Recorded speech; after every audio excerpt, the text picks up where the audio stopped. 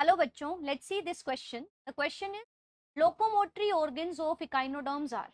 The options are tube fit, setae, parapodia and pseudopodia. So let's see what is the key concept to solve this question.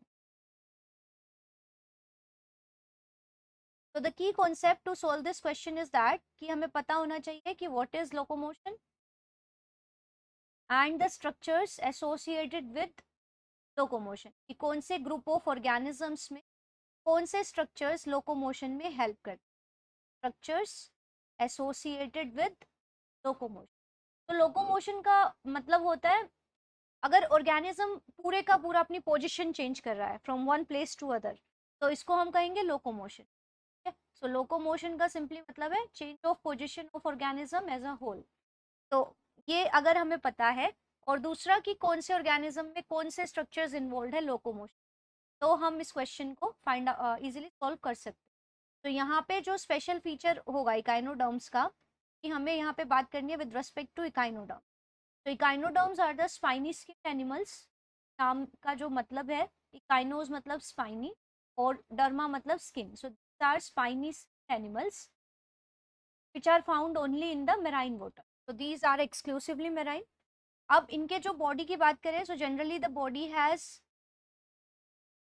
parts in 5 और its multiple. जैसे आप starfish इसका एक type organism ले सकते. तो यहाँ पे आप देख रहे हो दैट इट हैज 5 आर्म्स, और जहाँ पे ये आर्म्स अटैच हैं this portion is called the oral disc. यहाँ पे एक साइड पे एनस प्रेजेंट होगा and the on the other side there will be mouth. तो ओरल एंड एबोरल एंड इस तरह से होता है. तो on the surface of this oral disc you will find a sieve like structure. एक छलनी जैसा स्ट्रक्चर होगा and that structure is called the madreporite.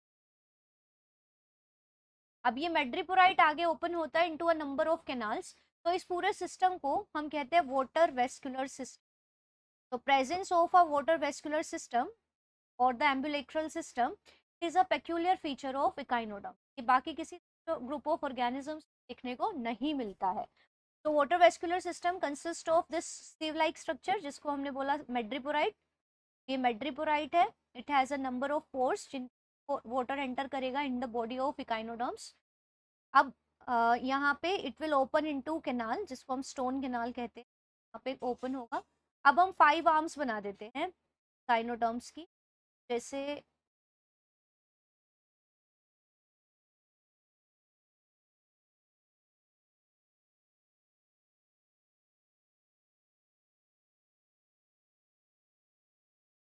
हम दिखाएंगे द 5 आर्म्स.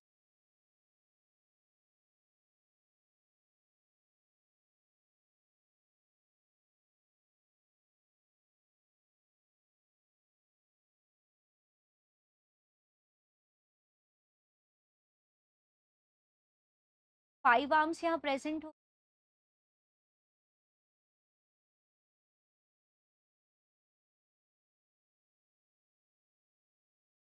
तो इस तरह से ये बीच का पोर्शन ये ओरल डिस्क है, ये स्टोन कैनाल है जिसपे ये मेड्रीपोराइट ओपन हो रहा है.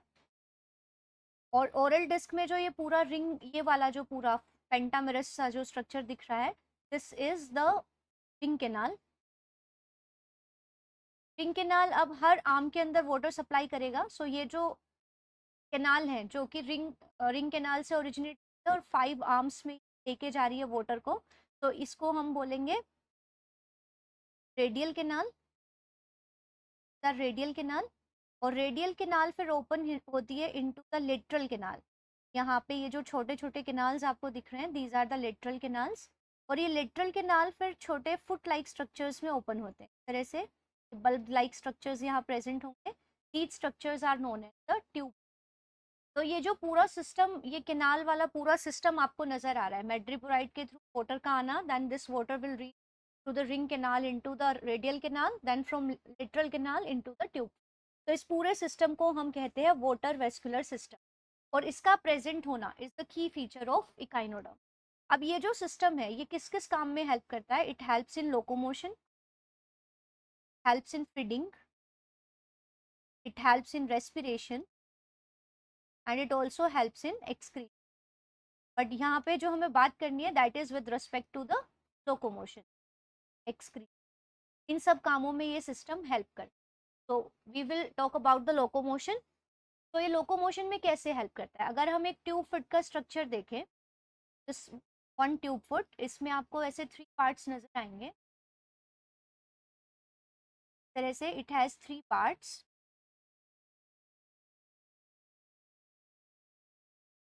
So this colon part is known as the ampulla. This is the podium. और जो नीचे ये शक्कर है पार्ट, जो कि अटैचमेंट में हेल्प करता है, दिस इज शक्कर। और ये हमने यहाँ दिखाया lateral canal. I told you कि ये लेटरल केनाल है। लेटरल केनाल, लेटरल केनाल के थ्रू ही वाटर एंटर करेगा। यहाँ पे हमने इसके साथ एसोसिएट, दिस इज लेटरल। अब water enters the lateral canal और फिर यहाँ से it will enter the ampulla and then podium. तो जैसे ही वाटर ट्यूब फिट में एंटर करता है, एंट्री ऑफ वाटर इनटू, तो उसकी वजह से ये पोडियम इलोंगेट हो जाता है। यहाँ पे जब पानी भरेगा, so it will cause the elongation of podium. Podium elongate हो जाएगा और इसकी वजह से ये शक्कर वाला पार्ट अंदर की तरफ will move. there will be inward movement of शक्कर।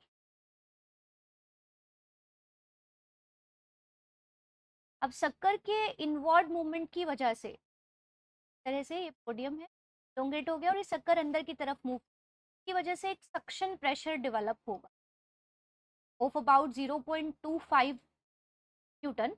एक सक्शन प्रेशर यहाँ पे डेवलप होगा cause the inward movement of sucker. और शक्कर के इनवर्ड मूवमेंट वजह से there will be creation of a suction pressure. और ये जो ट्यूब फुट है, अब ये इस सक्शन प्रेशर की वजह से सबस्ट्रेटम के साथ बिल्कुल अटैच हो जाए।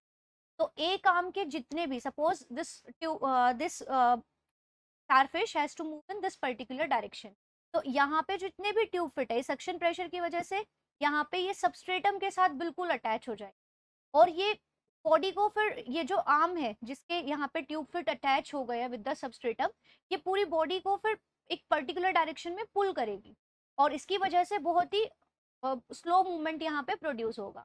तो सक्शन प्रेशर डेवलप हुआ, यहाँ से अटैचमेंट हो गई सरफेस के साथ, सारे ट्यूब फिट एक ही आर्म के यहाँ पे अटैच हो गए और फिर ये बॉडी को पुल करेंगे एक पर्टिकुलर डायरेक्शन में।